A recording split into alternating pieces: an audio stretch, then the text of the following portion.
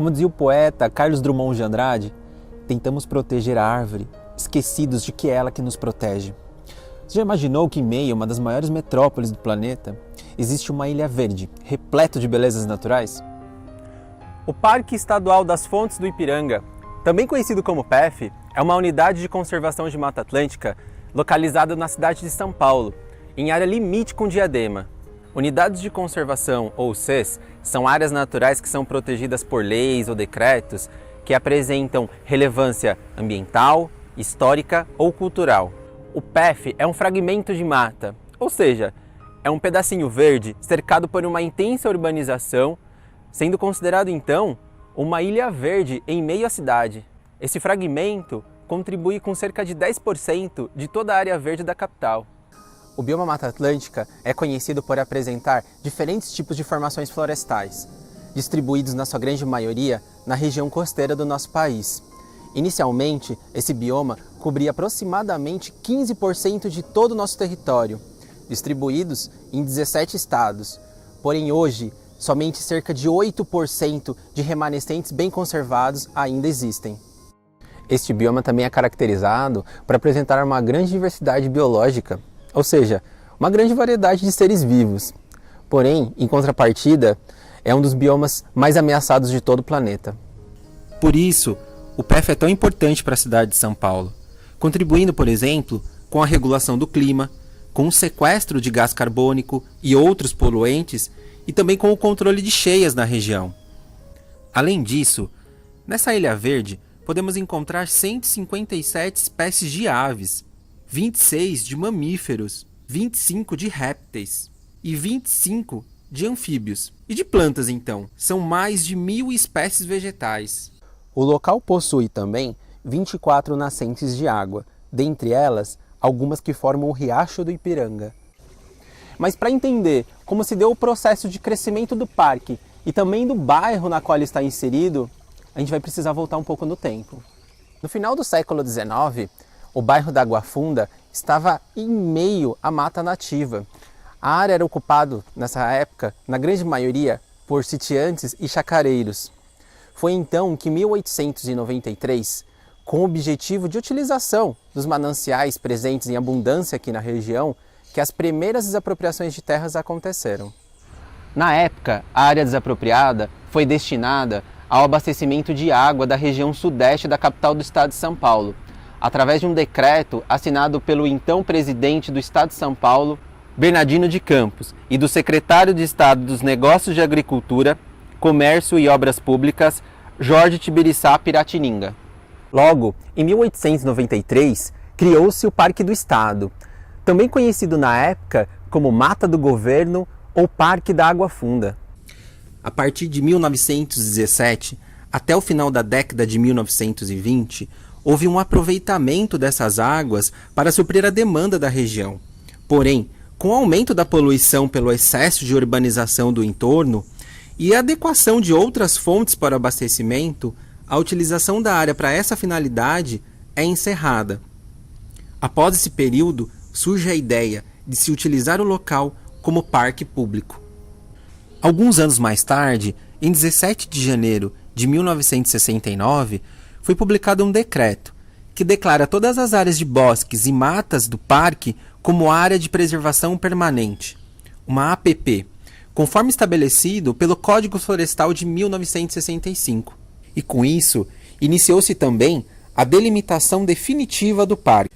Em agosto daquele mesmo ano, com a finalidade de regulamentar o decreto anterior, foi publicado um outro, que cria oficialmente o PEF, alterando o nome de Parque do Estado para Parque Estadual das Fontes do Ipiranga, resgatando seu aspecto histórico. No entanto, antes deste último decreto, algumas instituições já haviam se instalado aqui no local. O bairro da Água Funda foi escolhido há muito tempo atrás, quando aqui foi feito o IAG, Instituto Astronômico e Geofísico da USP.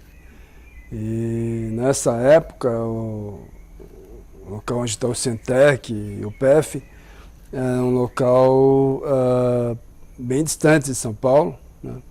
Então, o observatório anterior era na Avenida Paulista, né? Mas estava tendo muita interferência tanto na parte de sismologia, porque passavam bondes e o solo tremia, por exemplo, né?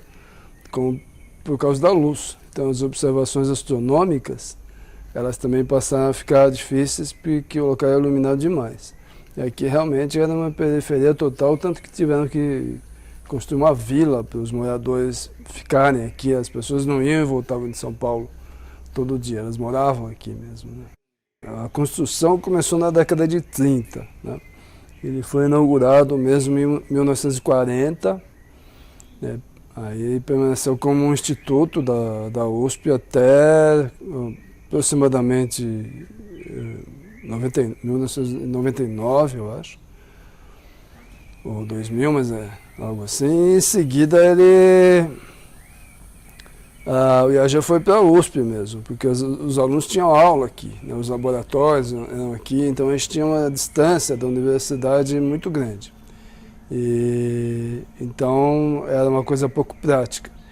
E quando saiu o IAG daqui é que se transformou no Parque de Ciência e Tecnologia da USP, que é o Parque Centec. O primeiro equipamento a ser construído aqui no Jardim Botânico foram as estufas do orquidário. Então são duas estufas que foram construídas no ano de 1928, que também é o ano de fundação do Jardim Botânico, e elas tinham como objetivo abrigar o orquidário do estado.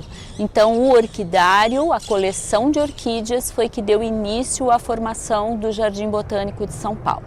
Junto com essas estufas vieram também o Jardim de Linneu, os lagos que foram formados atrás das estufas, e um pouco mais tarde, em 1942, se formou o Museu Botânico Dr. João Barbosa Rodrigues. As orquídeas, elas formaram a primeira coleção do Jardim Botânico, mas a partir daí outras coleções vivas começaram a se formar, dando a missão de um jardim botânico, que é pesquisa, conservação e educação. Então, um jardim botânico ele deve manter coleções de plantas, e é o que nós mantemos hoje. Em 1938 se instalou aqui o Instituto de Botânica, e com a instalação do Instituto, as pesquisas na área de botânica elas foram fomentadas. O Emílio Valori convenceu o governador Jânio Quadros que São Paulo deveria ter um zoológico. E aí começou-se a busca de zoológicos. Pouca gente sabe também que São Paulo já teve um zoológico que era no Parque da Aclimação, né? E aí ficou essa questão, onde coloca o zoológico?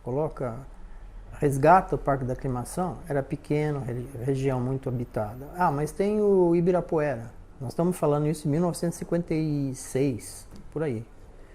Tem Ibirapuera, Ibirapuera também é difícil. E aí tinha a possibilidade, levantou-se a possibilidade de colocar o zoológico no Parque do Estado, antigo, chamado antigamente como Parque do Estado, hoje Parque Estadual das Fontes do Ipiranga. Em 1958, o zoológico foi inaugurado, com a presença do governador Jânio Quadros, num dia de chuva, mas o governador fez questão de vir inaugurar e cortar uma fita inaugural.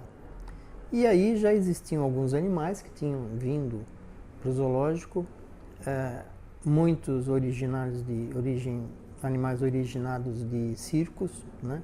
Alguns emprestados do zoológico do Rio de Janeiro. Mas fora isso, a Fundação também começou um trabalho, já à época, isso nós estamos falando de 60 anos atrás, de trazer para cá animais especiais que pudessem também trabalhar com relação à proteção desses animais na natureza. Parece que é alguma coisa que eu estou dizendo que pode ser assim, mas isso não acontecia há 60 anos atrás. Acontecia, né?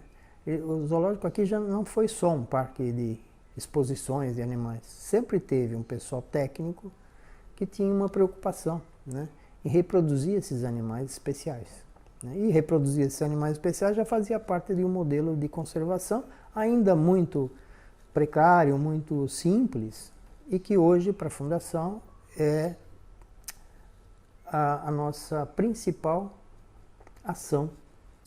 Há no parque também outras instituições que exercem diferentes atividades, sejam elas voltadas para a saúde, esporte e desenvolvimento econômico. Outro marco importante para o crescimento populacional e o desenvolvimento do bairro da Água Funda foi a instalação de uma siderúrgica no ano de 1932.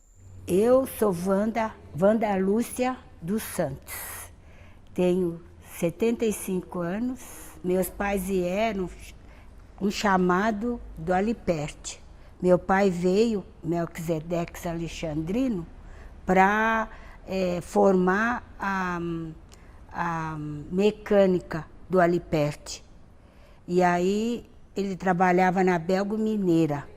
Aí foi chamado para vir para o Aliperte. E aí veio eu e minha irmã, eu tinha quase 2 anos e ela tinha 6 meses. Eles construíram aquelas casinhas que era uma gracinha, né? Tem gente que fala que não, mas eu achava muito bonitinha, porque era 2 quartos, tinha a sala, tinha a cozinha, né? Tinha o banheirinho, e cada um tinha seu quintal direitinho, sabe? Era muito, para mim, eu achava aquilo uma maravilha. Nós tínhamos nosso quintal, como a minha mãe, assim, meu pai, eles plantavam coisinhas no quintal, porque não era um quintalzão, mas o pouco que tinha, eu lembro que tinha até cana, né? Dava cana. Então era muito gostoso. Foi uma infância, assim, maravilhosa, muito boa. Meu nome é Maria Zélia Delfino, tenho 79 anos. E nós era da roça, né? Então nós viemos através de uma vida melhor. Então meu pai veio em 1946, ele e meu irmão veio primeiro trabalhar aqui no Aliperte. E eu e minha mãe ficamos na roça. Aí depois a minha mãe e meu pai foram buscar nós. Eu vim em 1947 para cá. Uma vida melhor, né? Tentar uma vida melhor, com estudo, tudo, porque na roça não tem nada, né? Então, eu vim morar na Vila Sabará. Primeiro eu morei 6 meses no Alto Forno, chamava Alto Forno, né, que era do Aliperte. Aí depois de 6 meses eu mudei para a Vila Sabará, saí em 1960, casada já. Mas passei toda a minha infância, a minha juventude na Vila Sabará. Uma coisa que eu tenho muita saudade das pessoas, dos meus amigos. Foi maravilhoso. Estou até hoje aqui na Água Funda. Meu avô e meu pai trabalhavam no Aliperte. E o Aliperte, ele fez com que o bairro crescesse em volta, na verdade, né, do Jardim Botânico. A minha mãe trabalhava no Botânico, né, então minha mãe também morava aqui na Água Funda. Meus pais se conheceram aqui. Eu não cresci aqui, cresci em São Bernardo do Campo, mais próximo. Então, a relação que eu vejo da Água Funda, principalmente para minha família, né, é muito importante, né? Na verdade, eu surgi disso e a casa onde eu moro foi adquirida com a ajuda do Aliperte, né? O Aliperte, ele tinha eles ajudavam os funcionários que moravam na Vila Sabará a comprar os terrenos, a construírem. Então, isso fez com que o bairro crescesse, né? Ampliasse. Bom, sou Isabel Graciana Mendes dos Ramos. Os meus ramos pertencem à Água Funda, que é o sobrenome do meu marido. Eu cheguei a esse bairro há quase 50 anos e me deparei com uma realidade completamente diferente na qual eu tinha nascido numa cidadezinha do sul de Minas, e uma cidade super tranquila, com moradias adequadas. E uma coisa que realmente me chocou logo de cara foi perceber as moradias inadequadas, a sujeira que tinha no bairro. A gente não tinha condições de deixar uma roupa no varal, tinha que estar sempre coberta, porque era muita ferrugem. Não era só um pó preto de ferro, tinha ferrugem também. Então, se você colocava uma roupa molhada, no dia seguinte a roupa estava toda enferrujada. As ruas muito sujas e pessoas de bom coração. Mas elas mesmo não entendiam que aquilo estava fazendo mal à saúde do bairro.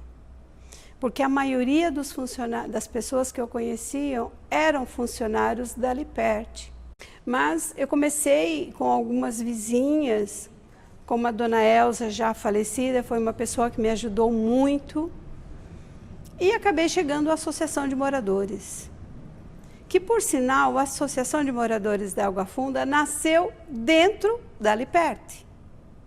Foram alguns funcionários, inclusive o marido de dona Elza, fazia parte da diretoria.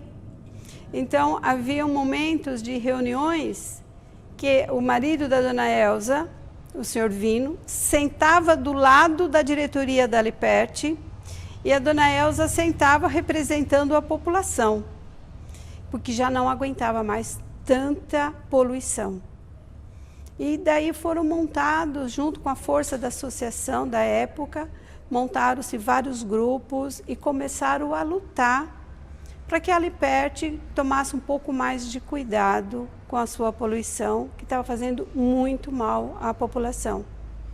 E o bairro foi crescendo porque tinha um espaço muito bom, ao lado de uma área nobre como o Jardim Zoológico, o Jardim Botânico, e do outro lado era ferro, carvão na cabeça das pessoas. Então foram feitos vários trabalhos e eu fui me encantando por esse trabalho e cheguei até a associação também, né? Começamos a ajudar, tínhamos o apoio da paróquia Santo Afonso, do pároco da época, que nos ajudou também bastante, fazia parte das campanhas, das caminhadas, das passeatas, pedindo realmente que a Aliperte colocasse os seus filtros. Em 2019, o PF completou 50 anos de existência e ao longo desses anos foi possível identificar vários problemas que podem ameaçá-lo. Entre eles estão o descarte irregular de entulho, lixo, crescimento desordenado, invasões, abandono de animais, entre outros. Porém, uma das medidas tomadas para auxiliar na gestão do parque foi a criação do CONDEPEF, ou Conselho de Defesa do Parque Estadual das Fontes do Ipiranga. O conselho é constituído por representantes das instituições inseridas no parque, pelas prefeituras do município de São Paulo e Diadema e também pela sociedade civil. Ou seja, os moradores dos bairros próximos do parque também têm representação no CONDEPEF. O conselho tem o objetivo de zelar, de apoiar e de garantir a proteção integral do PF. Bom, eu sou apaixonada pela Água Funda, eu sou apaixonada por essa área verde que nós temos aqui do lado, né? Esse complexo do Parque Estadual das Fontes do Ipiranga, a nascente do Riacho Ipiranga é uma coisa que me encanta muito. E eu venho trabalhando já há alguns anos para que a Água Funda passe a enxergar essa riqueza e que valorize essa riqueza, não só os moradores, mas as nossas autoridades, a própria direção do PF, que não foi fácil chegar até a direção do PF, foram alguns anos de tentativas, mas hoje realmente eu consegui me aproximar. Atualmente sou conselheira do Parque Estadual das Fontes do Ipiranga e acontecem as reuniões e eu tenho tido bastante sucesso nessa parceria com o próprio PF, né? E a associação também faz a sua contribuição, patrocina para os moradores algumas oficinas. Então nós temos aqui a oficina de dança, a oficina de ginástica, a oficina de yoga, a oficina... nós temos um coral também da terceira idade, temos um coral infanto-juvenil. Há 6 anos tomei posse desta paróquia como pároco e também, claro, me mudei para o bairro e comecei a conhecer a paróquia. Mas em 2015, mais precisamente ali no mês de junho, o Papa Francisco lançou uma encíclica que era Laudato Si, que convidava todos os fiéis a se voltarem para o meio ambiente e se relacionar mais com a casa, né? O Papa, na ocasião, dizia que o mundo é a nossa casa, Laudato Si, conforme a motivação de Francisco de Assis, o cuidado da casa maior. E na ocasião eu convidei toda a comunidade paroquial para fazer um retiro no zoo. porque era uma forma de nós correlacionarmos a espiritualidade com o meio ambiente. E a partir daquele momento, nós motivamos as pessoas a olhar mais para o entorno, a olhar mais para o que nós tínhamos ao nosso redor, que respondia ao apelo do Papa. Laudato Si, cuidado da casa de todos. E, portanto, naquele ano, ali por volta de novembro, que foi o nosso retiro, nós colocamos 70 pessoas dentro do zoo, num retiro, num dia todo, e começou ali um relacionamento estreito com o zoo, com o parque. E eu percebo que os frutos daquele primeiro encontro foram os melhores, porque parece-me que as pessoas se aproximaram mais e começaram a valorizar mais aquilo que é tão rico para eles, e eles ainda talvez não tinham refletido, não tinham parado para pensar o quanto é privilegiado a Vila Brasilina e a Vila Moraes e esses bairros aqui do entorno do parque, ter um parque à sua disposição e com esta oportunidade de relacionar com as comunidades que tem lá. E as pessoas começaram a perceber, nós temos um parque aqui, será que o sistema que administra isso, o Estado, vai conservá-lo? Percebo que isso chamou a atenção deles e até mesmo defender aquilo que é seu. Penso que para o futuro a nossa sociedade não vai permitir que os parques, e especialmente o seu, o nosso, que é este, seja assim negligentemente desrespeitado pela autoridade competente que tem a missão de conservar, de defender o parque. Eu acho que nós temos aí o povo do lado do parque. Você sabia que, para tentar minimizar os impactos ao PEF, as instituições que estão inseridas em sua área também contribuem de diversas maneiras?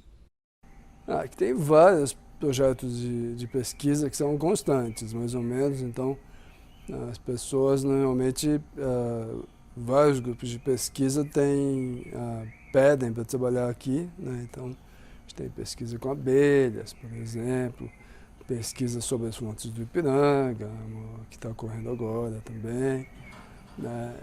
Tem pesquisas ligadas aos primatas também, que estão ocorrendo agora.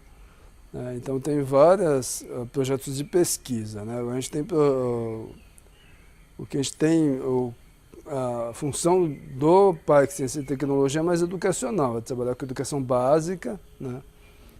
E preferencialmente com o ensino público, né? Que é o que mais precisa de ajuda, e é o que a gente tem feito mais. A gente recebe, né, alunos de manhã e alunos de tarde, né? Então, se pensar em quantas pessoas a gente recebe, é mais de 100 mil pessoas por ano, na realidade, e todas essas visitas são gratuitas, nada é pago. O Instituto de Botânica, ele tem hoje o terceiro maior herbário do Brasil, e esse herbário ele é referência mundial para as plantas brasileiras. Então, diversas pesquisas na área de taxonomia, bioquímica, ecologia são feitas com base nesse herbário que nós temos aqui hoje no Instituto de Botânica. Outras linhas de pesquisa também são realizadas aqui sobre manejo e manutenção de florestas, especialmente de Mata Atlântica, e essas pesquisas elas são reconhecidas em nível nacional e internacional. São pesquisas que auxiliam no entendimento de como a Mata Atlântica funciona, quais os benefícios que essa mata conservada ela pode trazer tanto para os animais como para os vegetais como um todo, e também para o ser humano. Também são desenvolvidas pesquisas relacionadas ao entendimento das mudanças climáticas, como que as mudanças climáticas afetam a vegetação e afetam o ser humano, além de pesquisas relacionadas a qualidade de água, a qualidade do ar. Então, todas essas pesquisas estão interligadas e são desenvolvidas aqui no Instituto de Botânica, que é o responsável pela manutenção do Jardim Botânico de São Paulo. Hoje a Fundação tem uma linha de pesquisa bastante grande com animais de fauna ameaçada, sejam eles ex situ, ou seja, que são manejados em cativeiro aqui na Fundação, sejam aqueles in situ, que são animais de vida livre e que os técnicos vão aonde esses animais vivem para estudar comportamentos, estudar a inter-relação desses animais com animais domésticos que da mesma região, que ocupam o mesmo espaço, né, físico. E também nós temos as pesquisas mais de laboratório, vamos chamar assim, né? Hoje nós temos uma unidade dentro da Fundação, que é o Departamento de Pesquisa Aplicada, que tem, por exemplo, um biobanco com mais de 8.000 amostras colhidas e conservadas em temperatura de menos 80 e algumas inclusive liofilizadas, que podem servir para pesquisas e essas amostras estão disponibilizadas para pesquisadores. Quem diria que esse pedacinho verde dentro de São Paulo fosse tão importante e cheio de coisas interessantes, hein?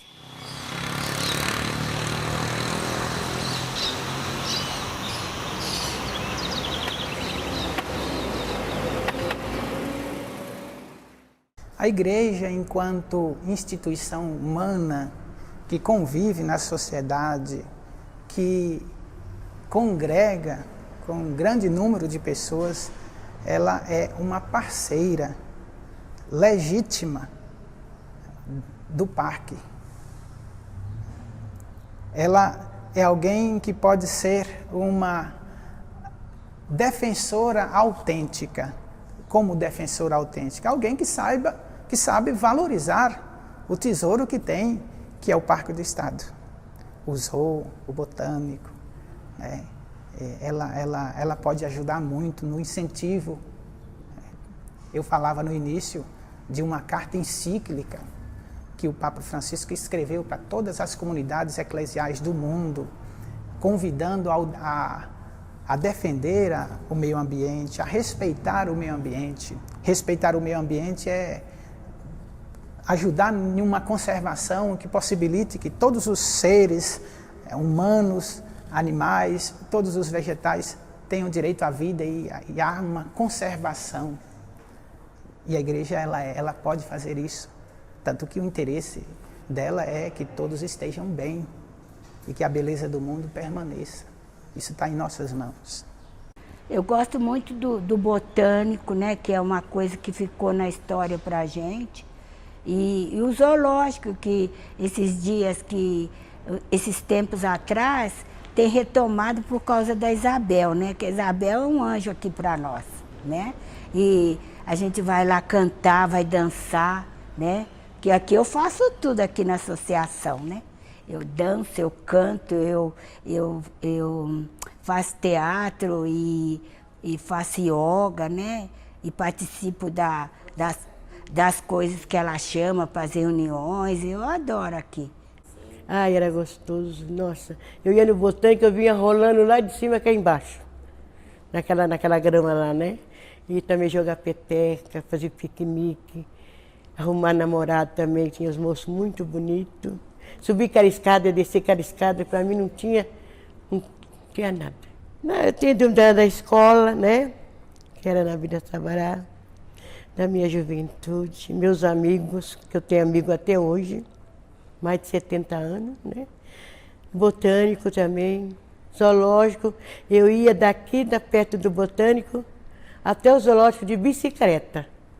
E voltava. Às vezes nós íamos pulando corda. Aquela moçaiada tudo de 14, 15 anos, dia domingo, né? Tudo, mas foi uma infância muito boa, tenho muita saudade.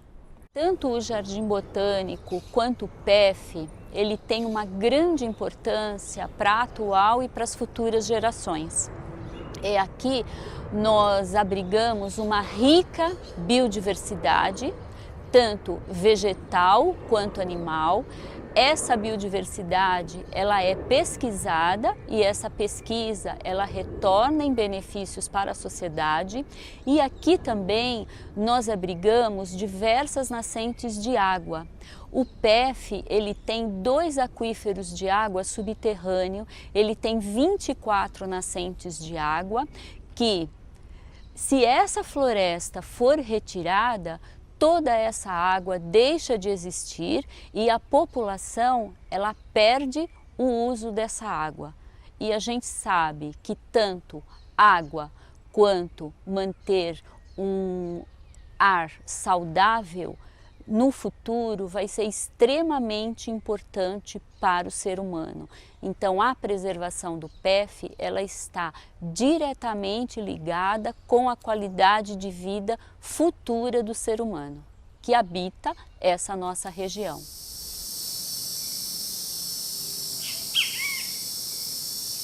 A gente mora em São Paulo, né? Nós estamos em São Paulo, é a maior cidade do Brasil e uma das maiores do mundo. A gente está cercado de concreto e cimento e asfalto, e ter a possibilidade de às vezes mesmo em meio ao trânsito, poder olhar para o céu e observar biguá, observar biguatinga, colhereiro voando, passar por uma árvore onde a gente observa uma família de bugio pulando de galho em galho, ou então uma preguiça escondida no imbaúba, é algo muito legal. Como biólogo é até emocionante assim, a gente poder viver numa cidade tão grande, tão turbulenta, mas ao mesmo tempo ter essa possibilidade de estar tão próximo e tão integrado à natureza. Cresci visitando o zoológico, eu fiz biologia, minha mãe saiu do botânico para eu nascer, na verdade, ela era concursada do botânico, trabalhou por 10 anos, então eu fico muito feliz. Eu tenho um jardim na minha casa que tem uma lista, a gente faz lista de avistamentos. Então, assim, a gente tem, acho que são mais de 50 espécies de aves avistadas dentro do jardim da minha casa, né? Então, assim, isso é porque a gente está próximo. Eu estou a 1 quilômetro da portaria do botânico. Então, é muito gostoso. Assim, a gente tem um espaço para ter não só os nossos cachorros, gatos, mas também receber a fauna em volta, estar pertinho do mato, perto do botânico, do zoológico, é muito legal. Eu tento sempre ser otimista em relação ao futuro, né? Então eu acho que estarmos tão próximo a uma área verde desse porte é sempre um privilégio. Eu acho que cabe a gente tomar conta disso para que nenhum interesse acabe destruindo isso. Acho que isso tem que ser mantido e como eu já disse, tem que ser espalhado nas ruas também, né? Com arborização, com cuidado com a natureza. Eu acho que tudo isso deve acontecer para que mantenhamos esse espaço maravilhoso por muito tempo. O PEF, mais do que uma unidade de conservação de Mata Atlântica, foi palco de uma história que se construiu ao longo de décadas e envolveu em seu enredo a vida de muitas famílias, o desenvolvimento econômico e cultural de uma região e a história do nosso próprio país. O parque também foi ator principal em muitos momentos, abrigando a vida silvestre, protegendo os recursos naturais e proporcionando desenvolvimento científico, a qualidade de vida e a possibilidade de interação com a natureza a muitas pessoas. Isso tudo em plena capital paulista. A história passada e atual do PEF você pôde conhecer um pouco aqui, mas o futuro desse patrimônio verde tão importante e ao mesmo tempo tão pouco conhecido, guardião de tantas riquezas e cercado por inúmeros desafios, ainda está por ser escrito. Agora depende de cada um de nós garantir que as próximas gerações possam reconhecer esse local como seu, permitindo assim que a história continue viva e capaz de prosseguir.